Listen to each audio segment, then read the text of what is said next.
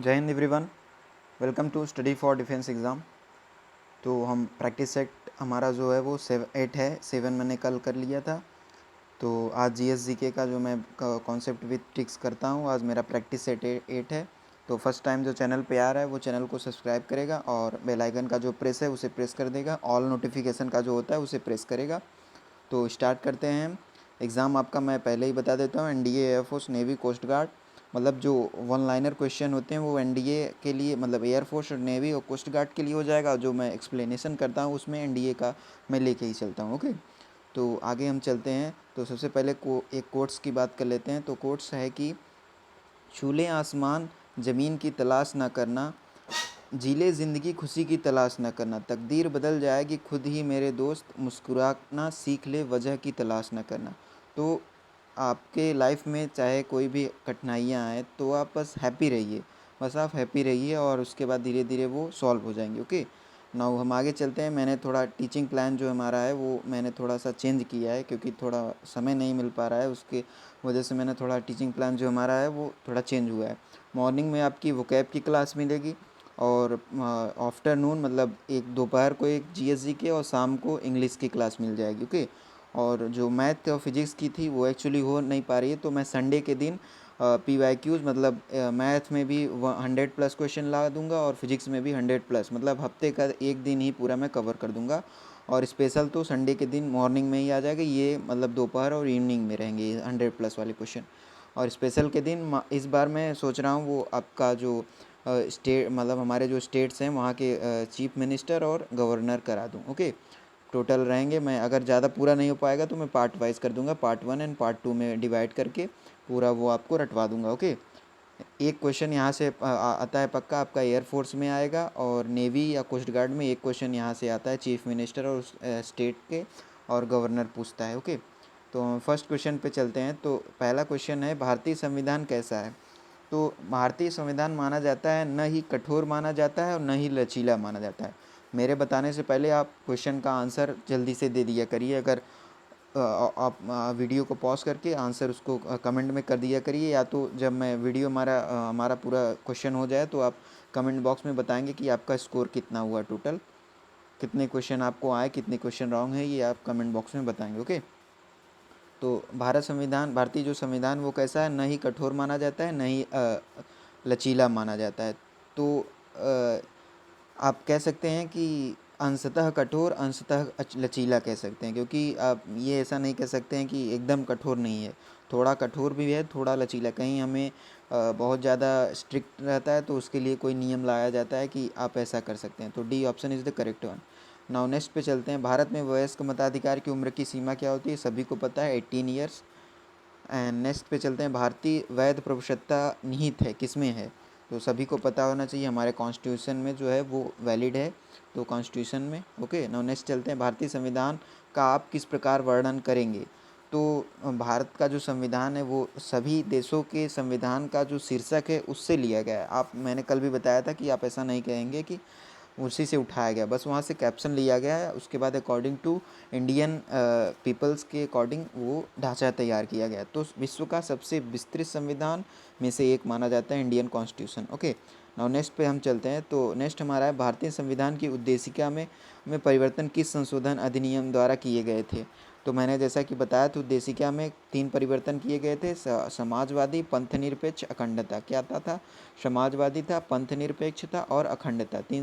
मतलब 3 चेंजेस किए गए थे। और वो कौन से कॉन्स्टिट्यूशन अमेंडमेंट? 42 कॉन्स्टिट्यूशन अमेंडमेंट था, 1976। ओके, नेक्स्ट पे हम चलते हैं। नेक्स्ट हमारा क्या है? आंध्र प्रदेश एक भाषाई राज्य के रूप में गठित किया गया।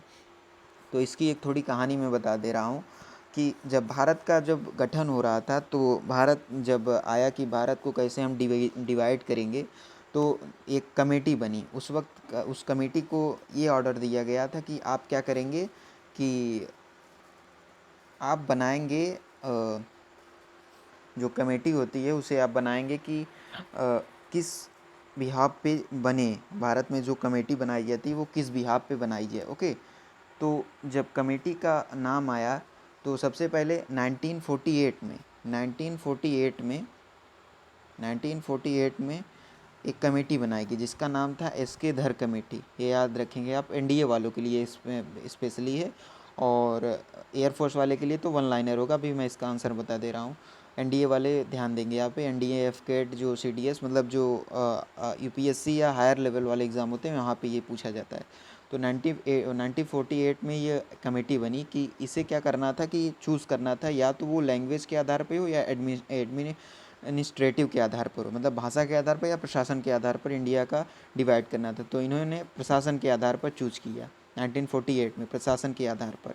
ओके, प्रशासनिक आधार पर इन्होंने चूज़ किया। तो फिर इसके बाद 1950 में भी एक कमेटी बनी जिसका नाम था एनवीपी कमेटी, मतलब एन से नेहरू, वी से सरदार वल्लभ भाई पटेल, और पी से पट्टाभी सीतारामैया। इन्होंने भी इस बात को रिकमेंड किया कि भारत का जो गठन होगा वो प्रशासन के आधार पर, मतलब प्रशासनिक ही होगा। ओके, फिर कुछ समय बाद, मतलब कुछ साल बाद, 2 साल बाद 1950 हो गया। तो 1952 में एक आदमी था जिसका नाम था क्या, बहुत ही फेमस है, आंध्र प्रदेश के थे, पोट्टी श्रीरामल्लू। ये याद रखेंगे, पोट्टी श्रीरामल्लू। इन्होंने 52 डेज तक आमरण अनशन किया, 52 दिन तक आमरण अनशन किया, और 93वें दिन जो इनकी डेथ हो गई। तो जब डेथ हो गई तो वहीं से इंडियन गवर्नमेंट जो थी उन्होंने डिसाइड किया, या यूँ कह सकते हैं पार्लियामेंट ने डिसाइड किया कि जो इंडिया का गठन होगा वो भाषा के आधार पर होगा, न कि प्रशासन के आधार पर, मतलब लैंग्वेज के आधार पर होगा। तो फर्स्ट राज्य का जो गठन हुआ, तो फर्स्ट क्या था, 1 अक्टूबर 1953 को ही आपका आंध्र प्रदेश का गठन हुआ था। ओके, लैंग्वेज के आधार पर। नाउ नेक्स्ट पे चलते हैं हम। भारतीय संघ में किस राज्य को सम्मिलित करने का अधिकार है, सभी को पता है। संसद का, अच्छा, संसद किस आर्टिकल के तहत आता है, आर्टिकल 79 के तहत आता है, सभी को पता रहना चाहिए। आर्टिकल 79 के तहत पार्लियामेंट आता है। किस राज्य के नाम में परिवर्तन का अधिकार निम्नलिखित में से किसको प्राप्त है, तो जल्दी से बताएंगे।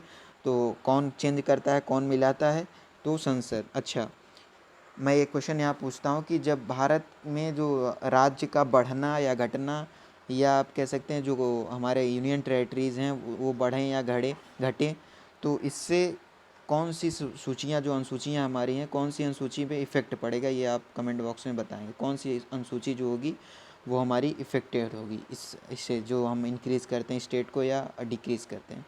ओके, नेक्स्ट पे चलते हैं। वैदिक कालीन समाज था, सबको पता है। वैदिक कालीन, अच्छा, सिंधु जो था, जो हड़प्पा वाला था, वहाँ मातृसत्तात्मक थी, लेकिन जब वैदिक पीरियड में आते हैं तो क्या हो जाता है, पितृसत्तात्मक। ये याद करेंगे आप। ऋग्वैदिक अर्थव्यवस्था का मुख्य आधार क्या था, कृषि और पशुपालन, सभी को पता है। कृषि वो करते थे और पशुपालन करते थे। ऋग्वेद में काल में जो राजा पर किसका नियंत्रण होता था, तो सभा और जो समिति होती थी उस पर राजा का नियंत्रण होता था। अच्छा, ऋग्वैदिक समाज में विनिमय का माध्यम क्या था, गाय था। वहीं हम अगर सिंधु में चलें, सिंधु में क्या था, व्यापार विनिमय था, मतलब कि एक चीज़ को लेते थे, एक चीज़ को देते थे। आप एक चीज़ दीजिए उनको, फिर आप उनसे कुछ ले लीजिए। ओके, प्रसिद्ध दसराग युग जो युद्ध था, दसराग जो लड़ा गया था, किस नदी पे लड़ा गया था, रावी नदी पे। अच्छा, इसका वर्णन कहाँ से मिलता है, ये आप मुझे कमेंट बॉक्स में बताएंगे कि दसराग युद्ध जो हुआ था उसका वर्णन किस चीज़ से मिलता है।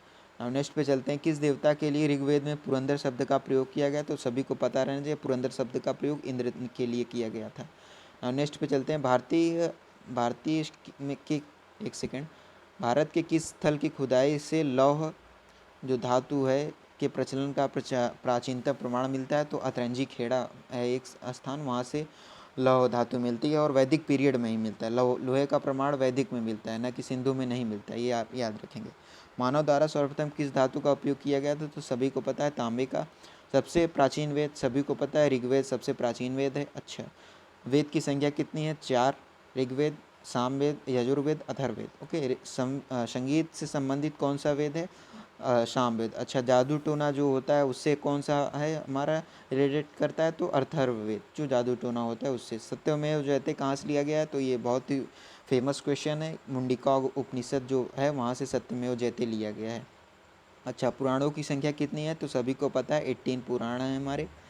नेक्स्ट चलते हैं। क्षेत्रफल की दृष्टि से क्षेत्रफल की दृष्टि से देश के 3 सबसे बड़े राज्य, तो क्षेत्रफल की दृष्टि से सबसे बड़ा जो है हमारा भारत में वो राजस्थान है, उसके बाद क्या आता है एमपी आता है, फिर महाराष्ट्र आता है। ओके, नाउ नेक्स्ट पे चलते हैं। निम्नलिखित कथनों के बारे में सही कथन चुनिए। ये आई थिंक रिपीट हो गया क्वेश्चन, तो एक बार और कर लेते हैं। भारत का विश्व में 5वां स्थान है, ये गलत है। भारत का अगर क्षेत्रफल की दृष्टि से देखा जाए तो 7वां है, और जनसंख्या की दृष्टि से देखा जाए तो दूसरा है। नाउ नेक्स्ट पे चलते हैं। यह स्थल मंडल के कुल क्षेत्र का लगभग 2.4% अधिकृत है, तो ये बात सही है। समूचा भारत उष्णकटिबंधीय है, ये रॉन्ग है, पूरा उष्णकटिबंधीय नहीं है। 82.5 अंश ईस्ट जो लॉन्गिट्यूड है भारत का, जो IST है ये निर्धारित करता है, सही बात है। ओके, तो आपका कौन सा राइट हो जाएगा? सेकेंड एंड फोर्थ राइट है। नेक्स्ट पे चलते हैं। भारत का जो क्षेत्रफल है संसार के क्षेत्रफल का जो 2.4 है, परंतु इसकी जनसंख्या कितनी है? तो संपूर्ण मानव जात का 70% माना जाता है इंडिया में है अभी। अच्छा, नेक्स्ट पे चलते हैं। भारत का विस्तृत जो विस्तार है वो कहाँ से कहाँ तक है, ये आप देख लेंगे। तो एक्चुअली इसमें 37 अंश ये कहा गया उत्तर से दक्षिण के बीच में, और ये पूरा मतलब अगर हम देखें तो 8 अंश दक्षिण के बीच में नहीं है।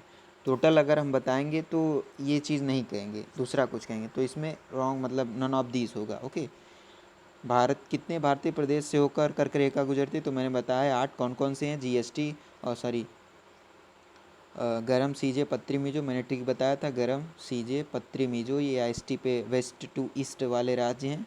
ओके, ये IST पे 8 राज्य पड़ते हैं, आप काउंट कर सकते हैं। भारत का एक राज्य जिसे होकर कर्क रेखा गुजरती है तो CJ में मतलब छत्तीसगढ़, उसके बाद झारखंड आता है, तो option D is the correct one.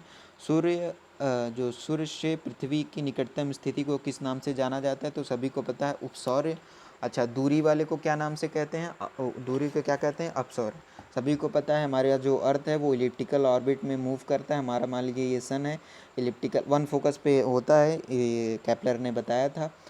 Okay, ये मान लीजिए अर्थ मूव कर रहा है, जब अर्थ यहाँ पे आती है तो उसे क्या कहते हैं? उपसौर्य कहते हैं, ये सबसे पास होता है। और जब दूर जाती है मतलब यहाँ पे जब जाती है उसे क्या कहते हैं? अपसौर कहते हैं। ओके, नाउ नेक्स्ट पे चलते हैं। पृथ्वी तल पर वह काल्पनिक रेखा जो 180 मेरिडियन के लगभग समांतर है, तो उसे क्या कहते हैं? IST कहते हैं, इन अंतर्राष्ट्रीय तिथि रेखा कहते हैं।